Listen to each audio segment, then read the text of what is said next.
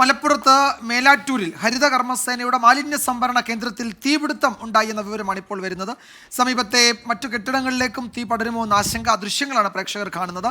രക്ഷാസേനയും നാട്ടുകാരും ചേർന്ന് തീ അണയ്ക്കാനുള്ള ശ്രമം തുടരുകയാണ്.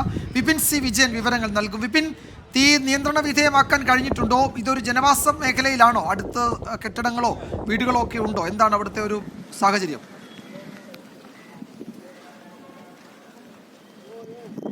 വിജയകുമാർ, മേലാറ്റൂർ റെയിൽവേ ഗേറ്റിനോട് ചേർന്നിട്ടാണ് മേലാറ്റൂർ മിനി സ്റ്റേഡിയം പ്രവർത്തിക്കുന്നത്. ഈ മിനി സ്റ്റേഡിയത്തിനോട് ചേർന്ന സ്ഥലത്താണ് ഹരിത കർമ്മസേനയുടെ ഈ കേന്ദ്രമുള്ളത്. ഈ ഹരിത കർമ്മസേനയുടെ മാലിന്യ സംഭരണ കേന്ദ്രത്തിനാണ് ഇപ്പോൾ തീപിടുത്തം ഉണ്ടായിരിക്കുന്നത്. കഴിഞ്ഞ 1 മണിക്കൂറായി തീ കത്തുകയാണ്.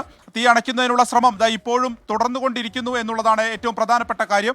ഫയർഫോഴ്സിന്റെ ഇപ്പോൾ തന്നെ 4 യൂണിറ്റ് സ്ഥലത്തെത്തി ഈ തീ അണയ്ക്കുന്നതിനുള്ള ശ്രമം നടത്തിക്കൊണ്ടിരിക്കുകയാണ്. ഏകദേശം നിയന്ത്രണ വിധേയമാണ് എന്ന് പറയാമെങ്കിലും ഈ മാലിന്യ സംഭരണ കേന്ദ്രത്തിനാണ് തീപിടുത്തം ഉണ്ടായത് എന്നതുകൊണ്ട് തന്നെ വലിയ രീതിയിലുള്ള പുക ഉയരുന്നുണ്ട്.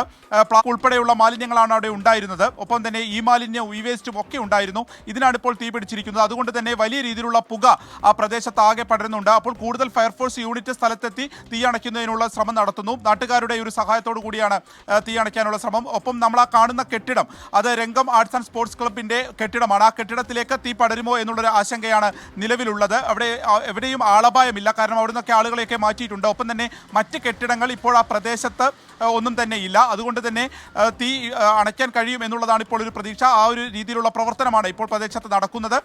ഒപ്പം തന്നെ ഇവിടെ മാത്രമല്ല, ഇതേപോലെ തന്നെ ഇവിടെ കോഡൂരിലും മാലിന്യ സംഭരണ കേന്ദ്രത്തിന് തീപിടുത്തം ഉണ്ടായിരുന്നു. ഇപ്പോൾ ഈ മേലാറ്റൂരിലെ സംഭവം അത് പുറത്തുനിന്ന്, അതായത് പുറത്ത് കൂട്ടിയിട്ടുള്ള മാലിന്യങ്ങളിലേക്കാണ് തീ ആദ്യം പടർന്നത്. അവിടെ നിന്നാണ് അകത്തേക്ക് കയറിയത് എന്നുള്ളതാണ്. അങ്ങനെയാണെങ്കിൽ ഈ തീപിടുത്തത്തിനുള്ള ഒരു കാരണത്തെ സംബന്ധിച്ച് വരും മണിക്കൂറിൽ മാത്രമായിരിക്കും ഒരു വ്യക്തത വരികയുള്ളൂ. നിലവിൽ ഷോർട്ട് സർക്യൂട്ട് ഒന്നും അല്ല എന്നുള്ളതാണ് നിലവിൽ മനസ്സിലാക്കാൻ സാധിക്കുന്നത്. എന്തായാലും തീ അല്പം നിയന്ത്രണ വിധേയമായിട്ടുണ്ട്. പക്ഷേ തീ അണയ്ക്കുന്നതിന് 4 യൂണിറ്റ് ഫയർഫോഴ്സ് ഉൾപ്പെടെ, പെരിന്തൽമണ്ണ ഫയർഫോഴ്സിന്റെ ഫയർഫോഴ്സ് യൂണിറ്റ് ഉൾപ്പെടെ ഇപ്പോഴും ശ്രമം തുടർന്നുകൊണ്ടിരിക്കുകയാണ്. വിജയകുമാർ.